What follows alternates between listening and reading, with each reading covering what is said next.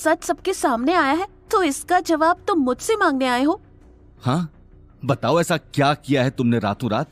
कहीं ऐसा तो नहीं कि इस प्रोजेक्ट को लेने के चक्कर में तुमने चेयरमैन से कॉम्प्रोमाइज कर दिया हो? ये कहते हुए नील अवनी के पास आने लगा, लेकिन गौतम ने उसी वक्त गुस्से में उसके कंधे पर हाथ रख दिया। बस बहुत हुआ। इसके आगे अपने गंदे मुंह से अवनी के खिलाफ एक भी शब्द निकाला तो मैं तेरा क्या हाल करने वाला हूं वो तू सोच भी नहीं सकता। क्या करेगा? मारेगा? अबे तेरे जैसे मैं अपनी जेब में लेकर घूमता हूं, साले खुद की बीवी तो संभलती नहीं और मुझे धमकी दे रहा है। पता नहीं किस किस से अपना मुंह काला कराए फिर रही है। कल गई होगी चेयरमैन के पास अपने हुस्न का जादू चलाने, तभी तो उन्होंने रातों रात मुझे कॉन्ट्रैक्ट देने से मना कर दिया।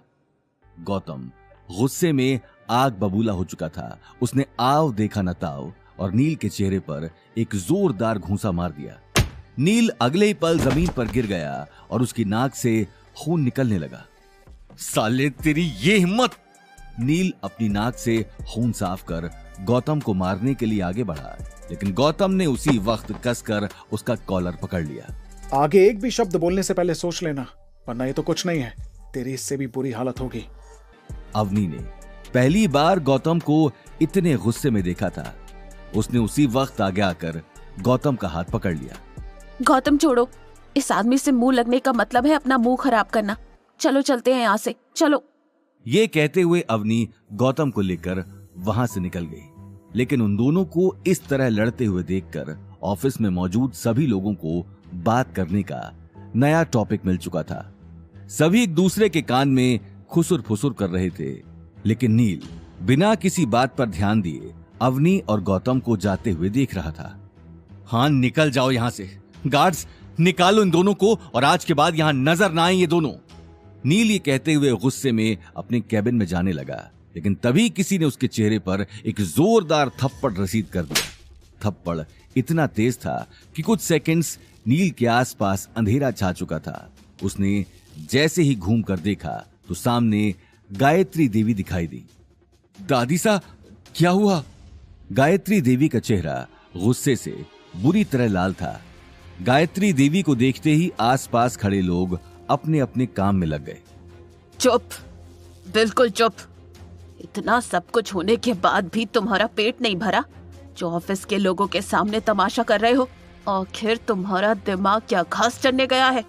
सॉरी दादी सा, वो मैं गुस्से में था क्योंकि ये सब जिसने भी किया है मैं उसका पता कर लूंगी, इसीलिए तुम अब चुप रहो। कुछ नहीं करोगे, मैं खुद चेयरमैन के पास जा रही हूँ। गायत्री देवी अवतार ग्रुप के लिए निकल जाती है। नील अपने गाल पर हाथ रखकर बहुत देर वहीं खड़ा रहा। वहीं दूसरी तरफ अवनी और गौतम कार लेकर घर जाने के लिए निकल गए। अवनी मन ही मन खुश भी थी और कहीं ना कहीं वो गौतम को गुस्से में देखकर हैरान भी थी। थैंक यू नील से मेरी। अवनी, मैं तुम्हारा हस्बैंड हूं। अगर तुम्हारे खिलाफ कोई ऐसी बात करेगा तो मैं उसे छोड़ूंगा नहीं, फिर चाहे वो नील ही क्यों ना हो। ये बात सुनकर अवनी के चेहरे पर मुस्कुराहट आ गई। अच्छा एक बात बताओ, जब हम बिल्डिंग के अंदर जा रहे थे तब तुमने इतने कॉन्फिडेंस से कहा था कि आज दादी सा का सच सबको पता लग जाएगा, और आज सच सबके सामने आ भी गया। मुझे समझ नहीं आ रहा, क्या तुम्हें ये सब पहले से पता था? ये बात सुनते ही गौतम एक पल के लिए सक पका गया। मुझे कैसे पता होगा? हाँ, बस मुझे इस बात का यकीन था कि इतनी बड़ी कंपनी में कोई इतनी आसानी से हेरा फेरी तो नहीं कर सकता, और फिर सच को सबके सामने आने से कौन रोक सकता है भला? हाँ, ठीक कहा तुमने। दोनों इसी तरह बात करते हुए घर की तरफ निकल गए। वहीं दूसरी तरफ गायत्री देवी कॉन्ट्रैक्ट ना मिलने की वजह पूछने के लिए अभिनव गुप्ता के ऑफिस में पहुंच चुकी थी। गायत्री देवी को सामने देखते ही अभिनव सारी बातें समझ चुका था। कहिए गायत्री जी। अभिनव जी, मुझे समझ नहीं आ रहा है, आपने कॉन्ट्रैक्ट कैंसिल किया है। नील के डिजाइन में कोई कमी नहीं है, मैंने खुद वो डिजाइन चेक किया है। अगर आप इस प्रोजेक्ट को मना करते हैं तो अग्रवाल ग्रुप के साथ साथ आपकी कंपनी का भी लॉस होगा। ऐसा डिजाइन आपको कोई नहीं दे सकता, ट्रस्ट मी। Trust you? और कितना झूठ बोलोगी आप गायत्री देवी? ये बात कहते हुए अभिनव गुप्ता ने हाथ में पकड़ी फाइल टेबल पर रख दी और कुर्सी पर आराम से बैठकर गायत्री देवी की आंखों में देखने लगा। आपको शर्म आनी चाहिए, इतना सब कुछ करने के बाद भी मुझे समझाने के लिए आई हैं, और कुछ नहीं तो कम से कम आपको अपनी उम्र का लिहाज तो करना चाहिए। अभिनव की बात सुनते ही गायत्री देवी कुछ कह नहीं पाई। आज पहली बार उसकी अवतार में इतनी बेइज्जती हुई थी। अभिनव अगले ही पल कुर्सी से उठकर अपने हाथ में पहनी घड़ी देखने लगा। मैं आपको छोड़ने वाला नहीं, आपको इस गलती की सजा जरूर मिलेगी। अभिनव के मुंह से निकले एक एक शब्द ने गायत्री देवी को अंदर तक झकझोर दिया। वहीं दूसरी तरफ नील केबिन के बाहर खड़ा होकर ये सारी बातें सुन रहा था। इससे पहले कि गायत्री देवी कुछ बोलती, नील बिना परमिशन लिए अंदर आ गया। नील के अचानक अंदर आ जाने से अभिनव का चेहरा गुस्से में लाल हो गया, लेकिन तभी गायत्री देवी ने गहरी सांस लेकर कहा, अभिनव जी, मुझे नहीं पता आपको किसने मेरे खिलाफ ये सारी बातें कही हैं। ट्रस्ट मी, ये डिजाइन नील ने ही बनाया है, इस बात की मैं गारंटी लेती हूँ। गारंटी? वो भी इस रंगीन मिजाज आदमी की? गायत्री देवी, आप मजाक तो नहीं कर रही? प्लीज, मुझे डिजाइन इंडस्ट्री में आपसे ज्यादा टाइम हो गया है, इसीलिए मैं इंसान की काबिलियत को समझती हूँ। आप आज किसी के कहने में आकर मेरी बात का यकीन नहीं कर रहे हैं। आप क्या समझती हैं गायत्री देवी, मैं इस कुर्सी पर बैठकर टाइम पास करने आता हूँ? आई नो कि किसी प्रोडक्ट का डिजाइन तैयार करने में कितनी मेहनत लगती है। डिजाइनर को प्रोसेस फॉलो करना पड़ता है, लेकिन मिस्टर नील ये नहीं कर सकते, क्योंकि मैंने इनका पहले का काम भी देखा है। ये बात कहते हुए अभिनव गायत्री देवी की आंखों में आंखें डालकर देखने लगा। अब आप मेरी बात कान खोलकर सुनिए, मुझे जल्द से जल्द उस शख्स का नाम चाहिए जिसने ये डिजाइन बनाया है, वरना इसका अंजाम क्या होगा ये आप अच्छे से जानती हैं। अगर आप चाहती हैं कि अवतार में आगे भी आपका नाम इसी तरह बना रहे तो अपने काम पर लग जाइए, क्योंकि इस कंपनी के असली मालिक मिस्टर राठौड़ को यह बात पता लग चुकी है। ये बात सुनते ही गायत्री देवी के पैरों तले जमीन खिसक गई। नील भी हैरानी से अभिनव को देख रहा था। आउच! इससे पहले कि मुझे गार्ड्स को बुलाना पड़े, निकल जाओ इस कंपनी से, और हो सके तो कुछ दिनों तक मुझे अपनी शक्ल मत दिखाना। गायत्री देवी अगले ही पल केबिन से बाहर निकल गई। उसके गुस्से का पारा चढ़ चुका था। ऑफिस में मौजूद सभी लोग गायत्री देवी और नील को जाते हुए देख रहे थे। अवतार से बाहर आते ही गायत्री देवी के मन में एक अजीब सा तूफान चल रहा था। नील ने पहले कभी उन्हें इतना गुस्से में नहीं देखा था। दादी साहब, छोड़िए ना, आप भी किस फालतू आदमी की बातों पर ध्यान दे रही हैं? मुझे तो अब खुद इस कंपनी के साथ काम नहीं करना। चुप! अगर तुमने एक भी शब्द मुंह से निकाला तो। दादी साहब, मैं तो बस यही कह रहा था कि मुझे तुम्हारी कोई बात नहीं सुननी। पूरे शहर में अपना नाम खराब करवा कर रखा है, उसके बाद भी मेरे सामने खड़े होकर सफाई दे रहे हो। लेकिन दादी साहब, एक तो मुझे ये बात समझ नहीं आ रही कि शनाया की शादी में भी राठौर परिवार ने अड़चन डाली थी, और फिर यहाँ भी अचानक से राठौर परिवार बीच में आ गया। ये हमारे पीछे हाथ धोकर क्यों पड़े हैं? कहीं ऐसा तो नहीं कि ये अवनी हमारे खिलाफ उनके कान भर रही है? मैं सोच भी नहीं सकता था कि वो इतना बड़ा खेल खेलेगी। इससे पहले की बात और बिगड़े और हम इससे भी बड़ी मुसीबत में फंस जाएं। अवनी का डिजाइन उसे वापस लौटा दो। लेकिन दादी साहब, उसके बाद तो अवनी डिजाइन डायरेक्टर बन जाएगी और फिर वो हमारे सिर पर बैठकर नाचेगी। समझने की कोशिश करो। अगर इस चेयरमैन ने हमारे खिलाफ एक भी स्टेप लिया तो हम 1 मिनट में बर्बाद भी हो सकते हैं, सड़क पर आ सकते हैं। इसलिए फोन लगाओ और अवनी को अभी के अभी अवतार आने के लिए कहो। ये बात सुनकर नील ने बेमन से फोन निकालकर अवनी का नंबर डायल कर दिया और गायत्री देवी को देखने लगा। वहीं दूसरी तरफ गौतम और अवनी घर पहुंच चुके थे, लेकिन अंदर जाने से पहले ही अवनी को मोबाइल की स्क्रीन पर नील का नाम दिखाई दिया। गौतम ने उसी वक्त अवनी से मोबाइल मांग लिया। हेलो? अवनी को फोन दो, मुझे उससे बात करनी है। अवनी का मूड बहुत खराब है, बाद में कॉल करना, और कुछ जरूरी बात है तो तुम मुझे बता सकते हो। ये कहते हुए गौतम मुस्कुराते हुए अवनी को देखने लगा। अबे तेरा दिमाग खराब हो गया है साले फटीचर, मैं अब तुझसे बात करूंगा। ठीक है, कोई बात नहीं। गौतम ने तुरंत कॉल काट दिया। ये देखकर अवनी हैरान रह गई। मुझे लगता है बहुत जल्द दादी सा यहाँ आने वाली हैं। तैयार हो जाओ उनसे मिलने के लिए। दादी सा? वो यहाँ क्यों आएंगी? ऑफ कोर्स, तुमसे माफी मांगने। मुझसे माफी मांगने?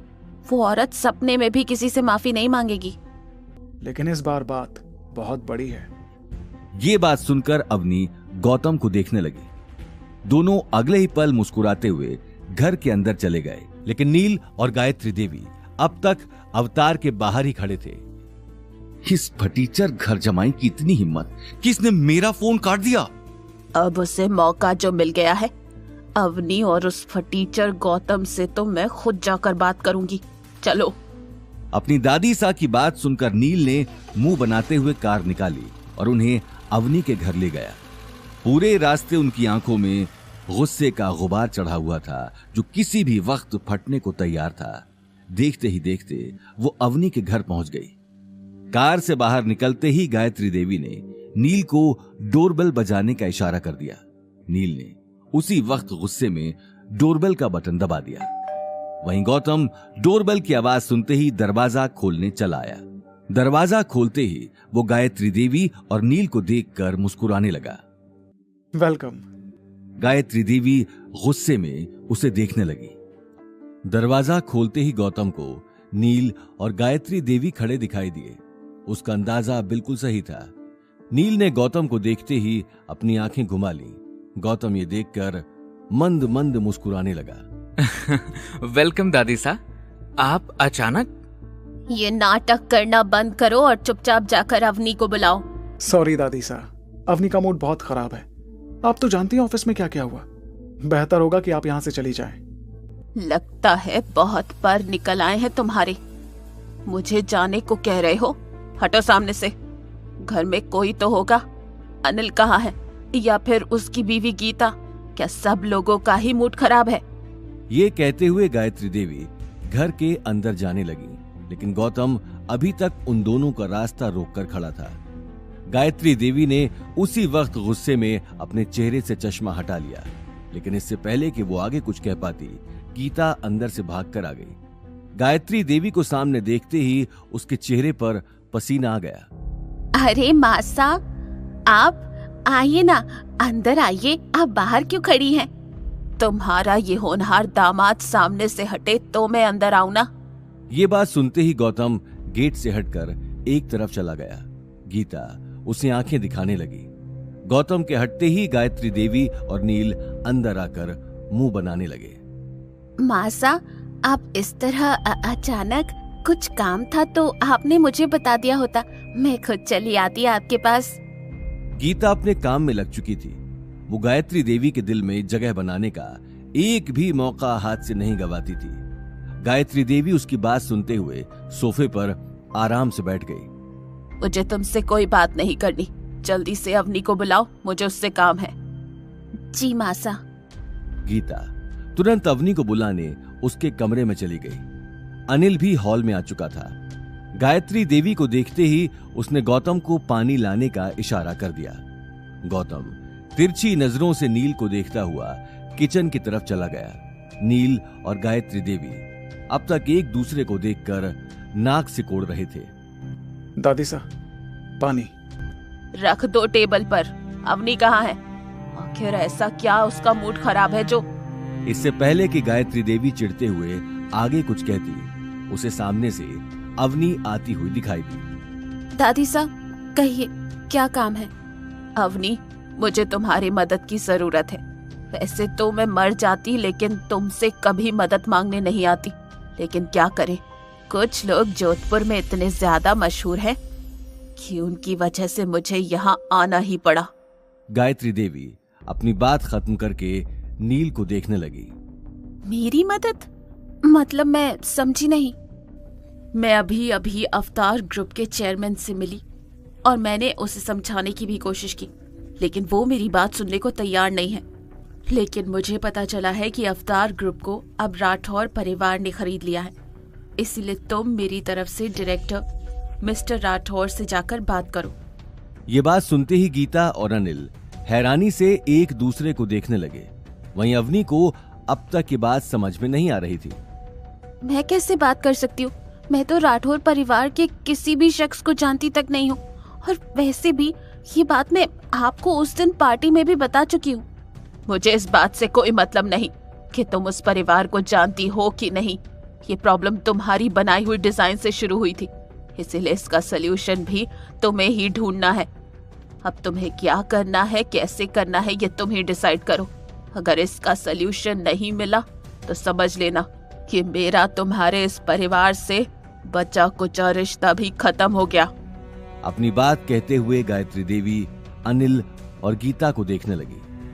अनिल, तुम्हारी बेटी के छोटे से दिमाग में ये बात ना घुसे तो अच्छे से समझा लेना अपनी बेटी को। गायत्री देवी अगले ही पल नील को लेकर वहां से निकल गई। उनकी धमकी सुनकर सभी के होश उड़ चुके थे। एक पल के लिए पूरे हॉल में सन्नाटा छा गया। अवनी, आखिर बात क्या है?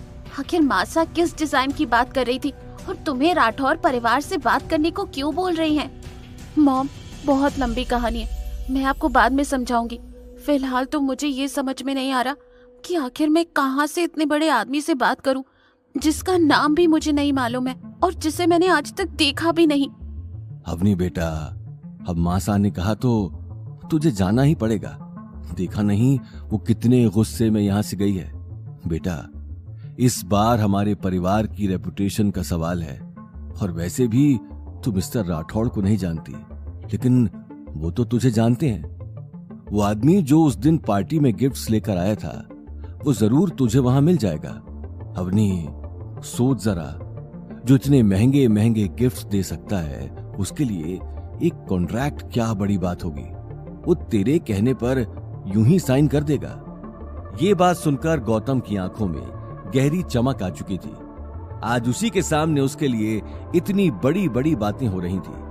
ओह गॉड, कोई मेरी बात पर यकीन क्यों नहीं कर रहा है? मैं नहीं जानती राठौर परिवार में से किसी को, और मुझे अब इस बारे में कोई बात नहीं करनी। अवनी बार बार एक बात दोहराकर झुंझला चुकी थी। वो अगले ही पल अपने कमरे में चली गई। उसके जाते ही गीता गुस्से में गौतम को देखने लगी। इस सब की वजह ये मनहूस आदमी है। पता नहीं और कितनी मुसीबतों का सामना करना पड़ेगा। मेरी बेटी की जिंदगी जीते जी नरक बनाकर रखी है इस आदमी ने। बिल्कुल ठीक कहा तुमने। मेरी बेटी लाखों में एक है। पता नहीं कैसे भगवान ने इस आदमी को अवनी के पल्ले बांध दिया। गौतम ने ये तीखी बातें सुनकर अपना सिर नीचे कर लिया। ये नई बात नहीं थी कि हर मुसीबत की वजह लास्ट में गौतम को ही ठहरा दिया जाता था। मॉम, डैड, इस बार तो मेरी कोई गलती थी भी नहीं। आप फिर भी। चुप, मेरे सिर में दर्द हो रहा है, इसीलिए जितना जल्दी हो सके मेरी आंखों के सामने से चले जाओ। गौतम तुरंत अवनी को देखने कमरे में चला गया। अवनी कुर्सी पर बैठी गहरी सोच में डूबी हुई थी। अवनी, तुम ठीक तो हो ना? गौतम, इस वक्त मुझे किसी से बात नहीं करनी, प्लीज मुझे अकेला छोड़ दो। ये बात सुनते ही गौतम ने आगे कदम बढ़ाया, लेकिन अगले ही पल वो रुक गया और दरवाजे से बाहर चला गया। अवनी अब अपने को रोक नहीं पा रही थी। उसने गौतम के जाते ही गेट बंद कर दिया और सिसकियां भरकर रोने लगी।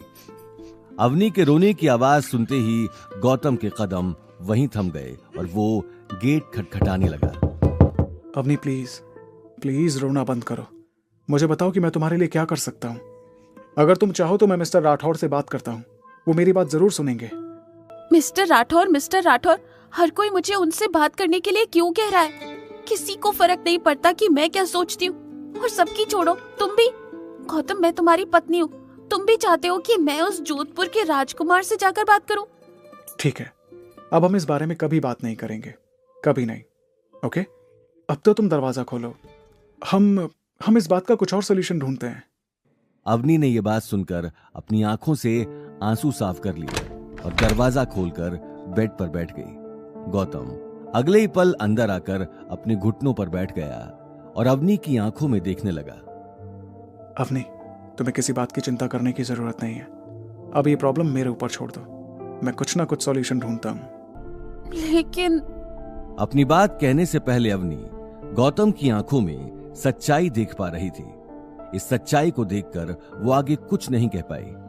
हालांकि उसके मन में कई सारे सवाल थे, लेकिन इस बार उसे कोई भी रास्ता दिखाई नहीं दे रहा था। आगे की कहानी जानने के लिए देखिए अगला एपिसोड सिर्फ पॉकेट एफएम के यूट्यूब चैनल पर, और रॉयल वारिस के सारे एपिसोड्स को सुनने के लिए डिस्क्रिप्शन में दी लिंक से डाउनलोड करें पॉकेट एफएम ऐप।